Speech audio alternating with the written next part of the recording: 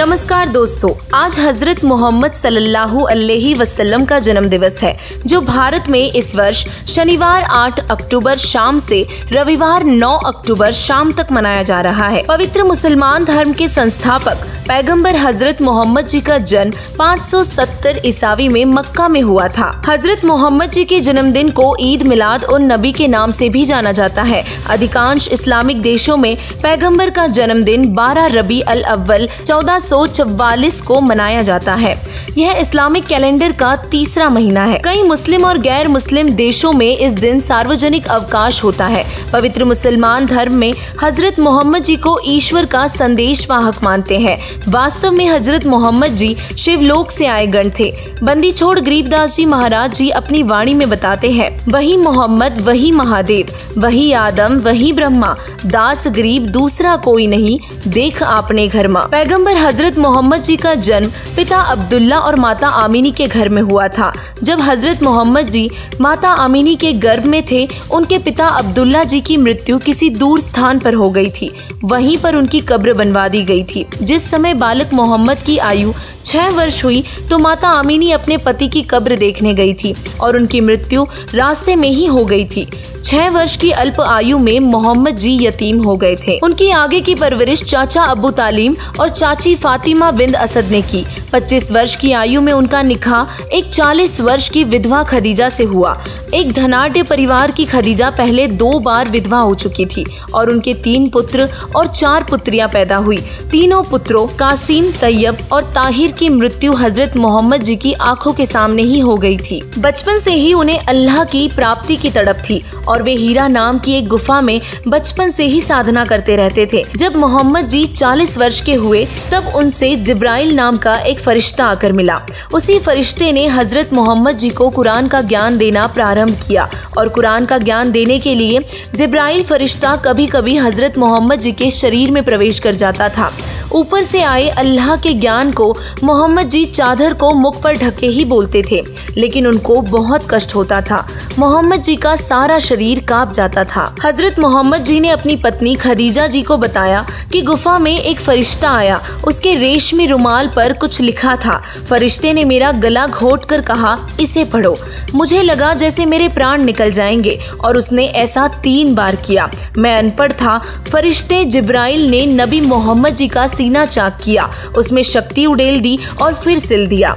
वहाँ नबियों की जमात आई। उनमें हजरत मूसा जी, ईसा जी और इब्राहिम जी आदि भी थे, जिनको हजरत मोहम्मद जी ने नमाज पढ़ाई।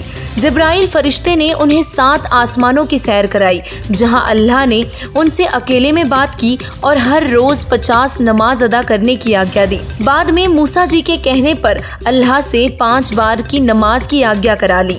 वहां हजरत मोहम्मद जी ने जन्नत और जहन्नुम देखे। जैसे कि परमात्मा कबीर जी की लीला में प्रमाण है कि वो अपनी पुण्य आत्माओं को आकर मिलते हैं, उसी कड़ी में कबीर परमेश्वर जी हजरत मोहम्मद जी को भी मिले और उन्हें पवित्र तत्व ज्ञान दिया और सतलोक के दर्शन कराए।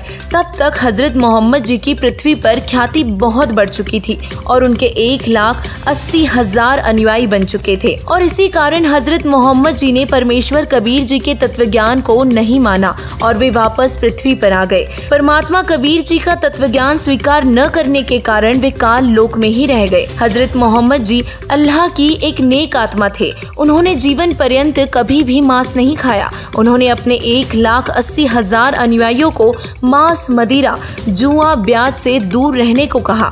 हजरत मोहम्मद जी ने अनुयायियों को सिर्फ बंग तथा नमाज करने की सीख दी। गाय आदि पशुओं को कभी बिस्मिल नहीं किया। नबी मोहम्मद नमस्कार है, राम रसूल कहाया, 1,80,000 को सौगन जिन नहीं करद चलाया। अर्श कुरस पर अल्लाह तकत है, खालिक बिन नहीं खाली, वे पैगंबर पाक पुरुष थे, साहिब के अब्दाली।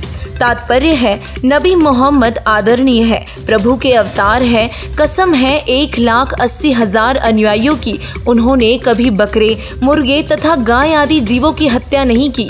मुसलमान धर्म में गलत धारणा बनी हुई है कि पैगंबर हजरत मोहम्मद जी ने गाय को काटा था। वास्तविकता यह थी कि एक समय नबी मोहम्मद जी ने एक गाय को शबद से मारकर सर्व के सामने जीवित कर दिया था।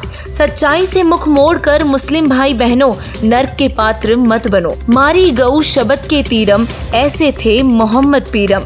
शब्दे फेर जिवाई, हंसा राख्या मास निभाक्या, ऐसे पीर मोहम्मद भाई। तत्व ज्ञान को न समझने के कारण हजरत मोहम्मद जी परमात्मा प्राप्ति के मूल उद्देश्य से चूक गए और इसी कारण आजीवन दुखी रहे। 63 की उम्र में 2 दिन असहनीय दर्द से बेहाल होकर मृत्यु को प्राप्त हुए। तीनों पुत्र उनके सामने मृत्यु को प्राप्त हुए। उनकी ऐसी भक्ति का क्या लाभ। पवित्र कुरान शरीफ की सूरत फुरकान 25 आयत 52 से 59 में स्पष्ट है कि गुनाहों को माफ करने वाले कबीर अल्लाह की सही पूजा विधि किसी बाखबर संत से पूछो। 600 वर्ष पहले काशी में लीलावत कबीर परमेश्वर ने बादशाह सिकंदर लोदी के धार्मिक गुरु शेख तकी को बताया था कि मैं स्वयं कबीर अल्लाह हूँ। मेरे पास सारे पापों को नाश करने वाली भक्ति विधि है। सद्भक्ति से रहित साधना आप बादशाह सिकंदर लोदी को करा रहे हैं, जिस कारण वे कष्ट भोग रहे हैं। विचार करें, मुसलमान तथा ईसाई दोनों पवित्र धर्मों के मुखियाओं का जीवन बेहद दुखद घटनाओं से भरा रहा।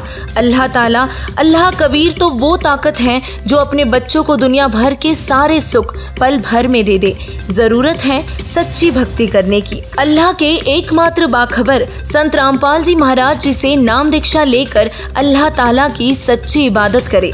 आपके सारे दुख कटेंगे और आपको अल्लाह ताला की प्राप्ति होगी।